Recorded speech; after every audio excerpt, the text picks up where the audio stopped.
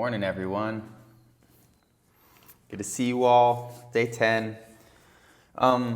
So what I wanted to talk about today was not necessarily the technique. We sort of have a solid base in terms of how to perform KUMBHAKA. There are a couple details that I think will help you push the envelope. But more than that, I wanted to talk about sort of the intentionality we can nurture before we actually, embark upon the voyage of our practice. And so to simplify that, the sort of emotional output, the emotional state of mind that a yogi, if we sort of adopt the mentality or adopt the identity of a yogi, that state of mind matters. And it's a really beautiful way of sort of considering karma. If you're not familiar, the popular concept of karma is that it is the consequence of our actions, and it tends to sort of be boiled down into like positive consequence or negative consequence, and in that it's tethered to this idea of doing things that are good and just, and then sort of doing things or performing actions that are more selfish and detrimental to either self or other. But a more sophisticated idea of karma is what is the internal intention, what is the emotional spirit behind the things we do. And a really valuable and sort of necessary karmic space to move from is just sincerity. Whatever you're doing, as long as it's sincere to your own being, it will lead to the main goal of existence in yogic philosophy, understanding or education of self. We're all attempting to just know what we are and who we are before the final curtain falls. And so really nurturing sincerity before you even embark upon your meditation is helpful, and I think it'll be powerful for you. But that sincerity is also a practice. We tend to sort of operate in this numbness, not necessarily insincere, but the sincerity is sort of, weak. And so what I'd like to do today is spend about 5 minutes before we get into KUMBHAKA nurturing this sincerity. And what's a powerful way to sort of crack into sincerity is acknowledging suffering. And so this is the first Buddha's truth. We all suffer, and really embracing the power of that word, suffering, will do a lot to how we're feeling the entirety of our being. In the Vedas, right? So the Vedas are the oldest Hindu scholarly texts. They're written in Vedic Sanskrit. They're written about 1500 BC. They explain that tapas, so what we're sort of developing, tapas is this willingness to experience the acidity of our body, the willingness to hold our breath for longer and longer periods of time. The only reason to collect tapas is to escape dukkha, is to escape the suffering that exists within us.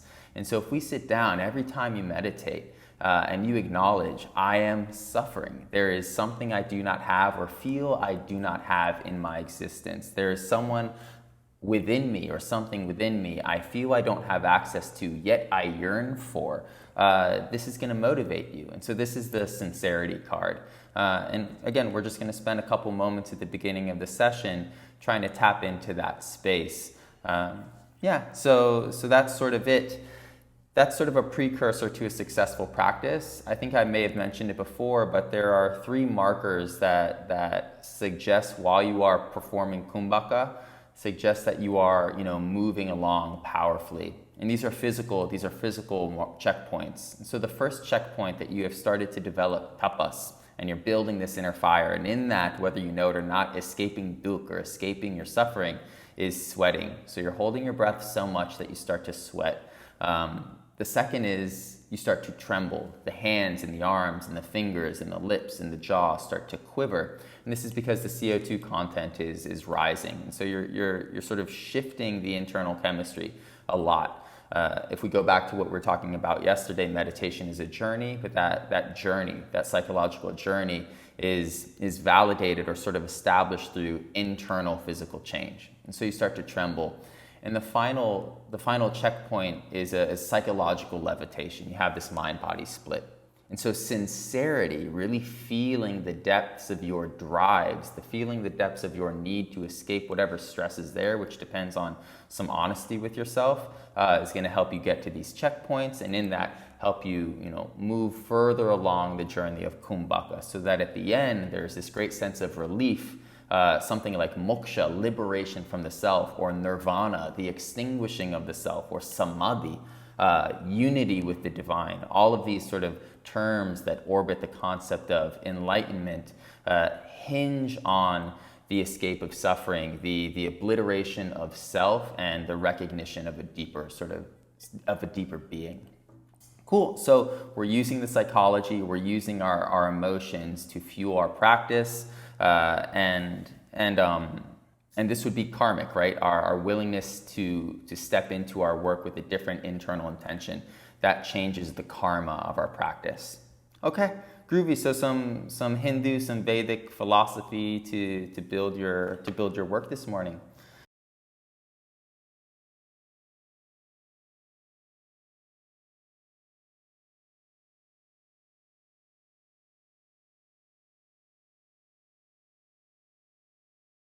Let's get started, everyone. Strong seated position. Rest your wrists on your knees. Nice tall spine. Spread your fingers very, very wide. Shoulder blades draw down away from the skull. And now just slow down your breath, normal breaths. And just think of this word sincerity.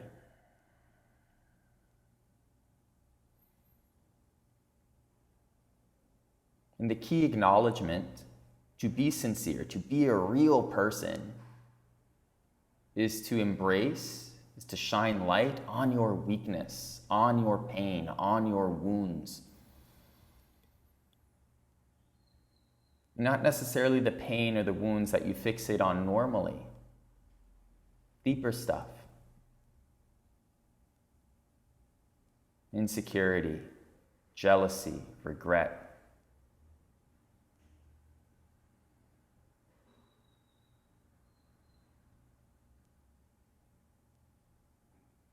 So you don't have to get into specifics. You just have to sense that it's there. It's a part of you.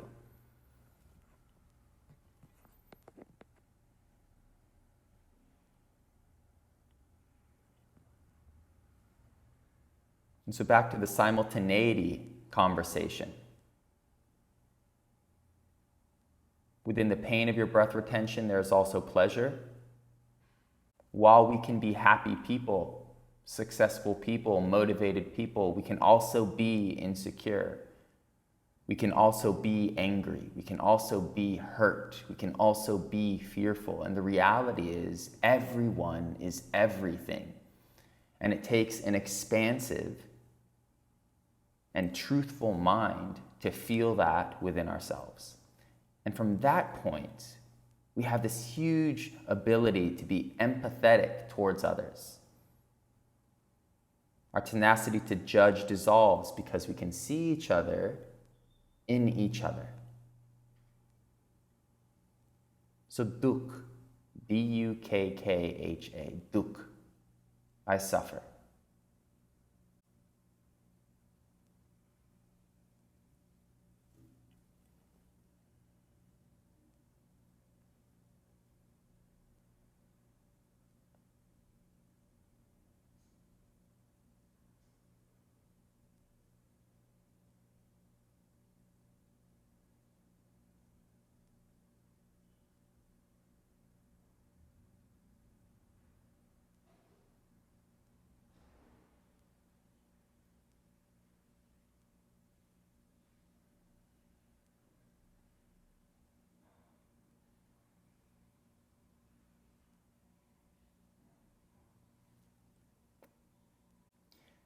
So yoga and meditation as a prescription to this suffering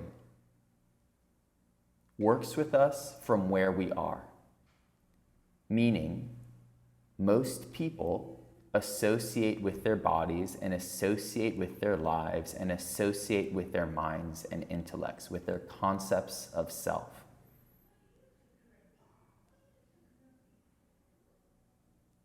And so at this point, we are tethered to the vessel. We believe we are it. The point of kumbhaka, the point of generating prana, the point of collecting tapas is to separate from that vessel, to disassociate from that mind, and recover a lost sense of self, that I am not these things. And in that thing's insecurity, that mind's fear, that body's disease, that culture's pain is not mine. And so like a rocket firing and pulling away from the pull of Earth's gravity, entering the atmosphere, entering space, it takes a lot of energy to make that separation. Moksha, liberation from that self. Nirvana, extinguishing of that self. So you're going to spend about 3 more minutes here tapping into that sincerity. I suffer. My body, my mind, my being.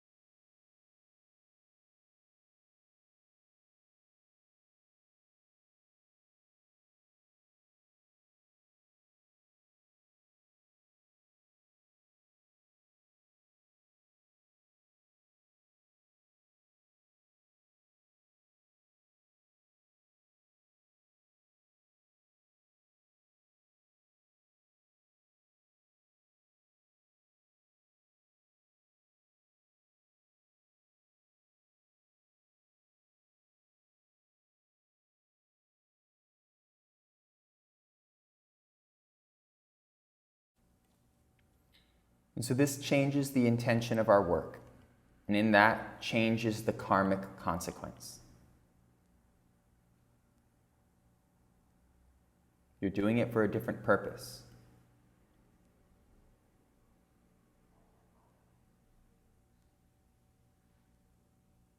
Now engage kumbhaka. Inhale for your baseline, hold for 1.5. Exhale for your baseline, hold for 1.5.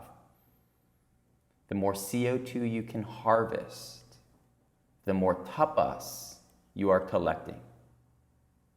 The more tapas you collect, like rocket fuel, the more power you have to separate from the vessel of the body, separate from the vessel of the mind. Inhale, hold, exhale, hold.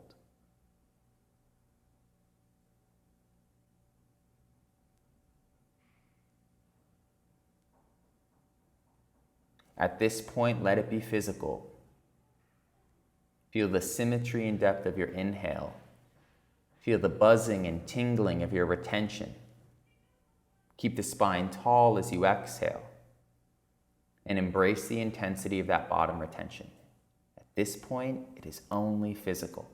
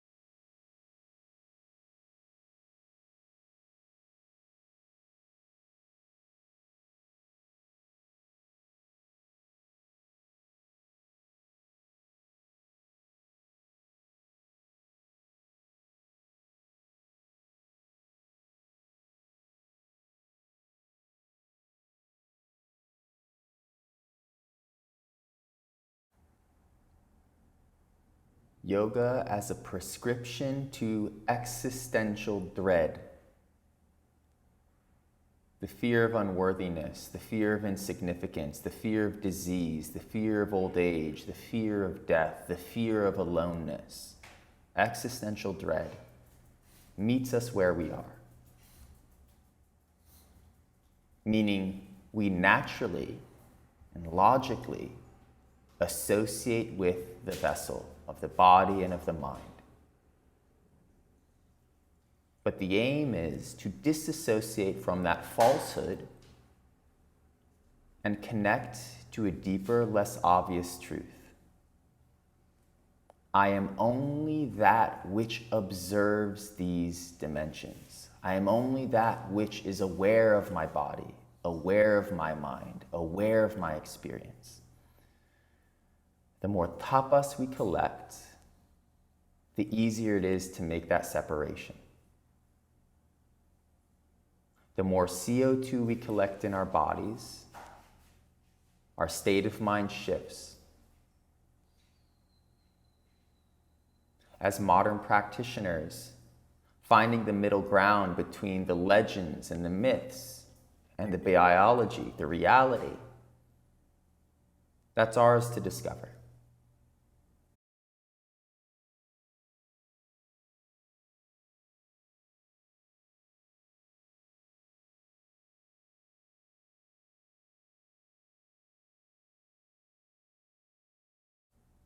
At this point, if you can, add 1 count to the retentions.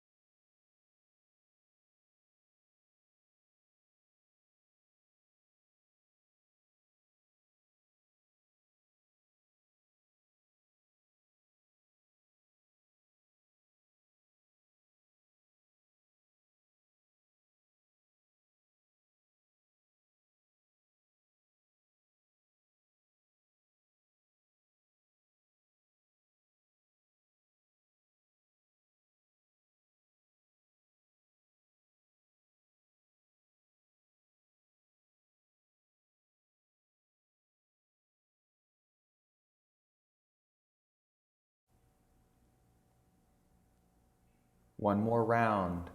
Add one more second to the retentions. Relax your body.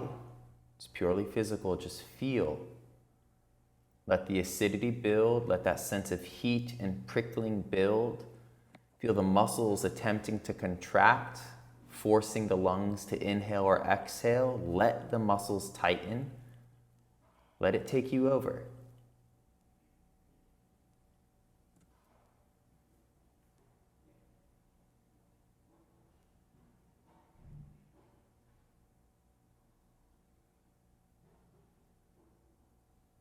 And then breathe normally.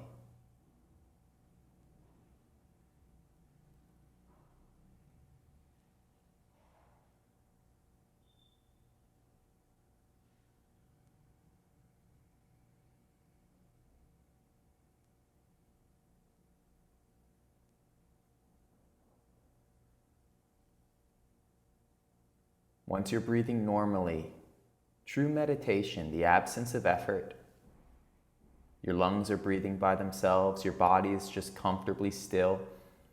In the absence of unconsciousness, let your mind go everywhere. Like a star glowing in space, inside and outside, past, present, future, emotions, observations, opinions. Everything is permitted. Sit up tall, perfect stillness.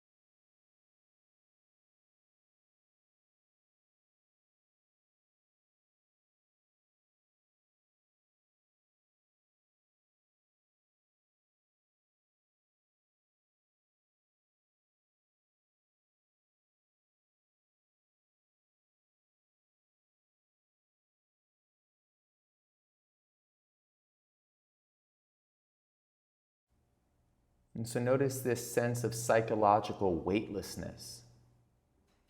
Again, the rocket beyond the pull of Earth's gravity. And this is due to you activating the task-oriented network. This is due to you connecting to a flow state. That, in conjunction with the intensity of the exercise, wipes out your brain's processing of self. So you're not thinking about yourself anymore, biologically. And that feels good. That is nirvana.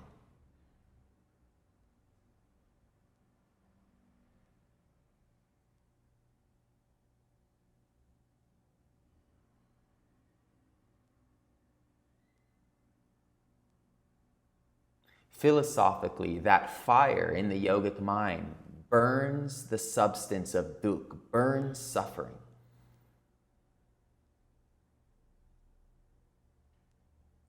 And in that, you are more than likely more sensitive to the presence of peace and well-being. Just take one more breath, savoring this state of mind. The poetry of the philosophy, the value of the biology.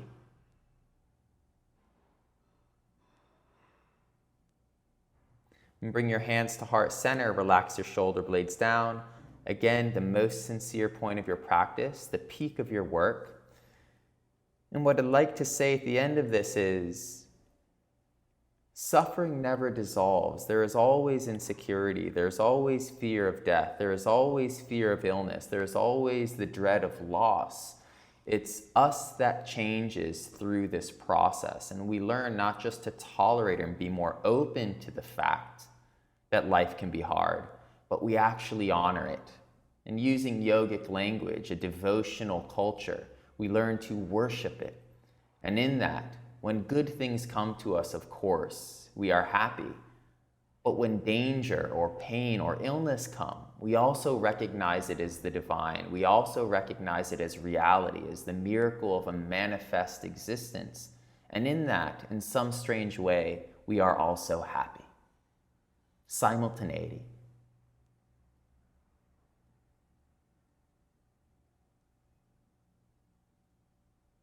Lift your thumb knuckles to third eye center.